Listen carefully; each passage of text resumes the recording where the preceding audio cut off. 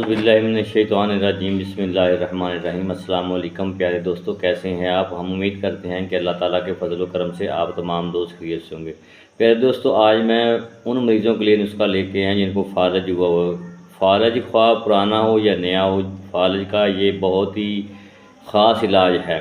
फालज का बेहतरीन इलाज है। ये नुस्खा आप इस्तेमाल करेंगे तो इंशाअल्लाह ताला पुराने से पुराना फालज बिल्कुल ठीक हो जाएगा।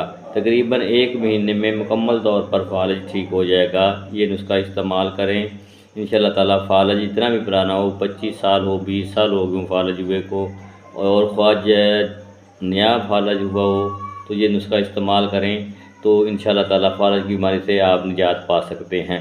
नुस्खा नहायत ही आसान है। आपने बरसात स्टोर से लेने हैं। सबसे पहले आपने अदरक, लहसुन और प्याज का पानी निकालना है 1-1 किलो। 1 किलो अदरक का पानी आपने निकाल लेना है, 1 किलो आपने प्याज का पानी निकालना है और 1 किलो आपने लहसुन का पानी निकालना है। ये 3 किलो पानी हो जाएगा। इसके बाद आपने बरसात स्टोर से चंद एक चीज़ें लेनी हैं, जिसमें है सालब पंजा, सालब मिस्री, मुस्तगी रूमी, काली जीरी, इश्क पेचा, जौखार, कमरकस, फूल मखाना, सुहांजने के पत्ते।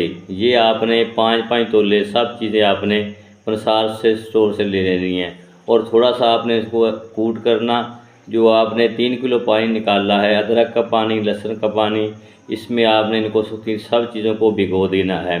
क्योंकि सर्दी गर्मी आ रही है, सर्दियाँ ख़त्म हो रही हैं, इसलिए ये नुस्खा बहुत ही अच्छा काम करता है। आपने इनको उस पानी में डाल कर ना धूप में रख देना है। चंद दिनों तक ये खुश्क हो जाएगा। जब ये खुश्क हो जाए तो आपने इसको अच्छी तरह पीस कर पाउडर बना लेना है। तो दोस्तों, आपका ये नुस्खा फालज के लिए तैयार है। बेहतरीन नुस्खा है फालज के इलाज के लिए। तो आप ये नुस्खा जब खुश्क हो जाए तो इसको ग्राइंड कर लेना है, पीस लेना है।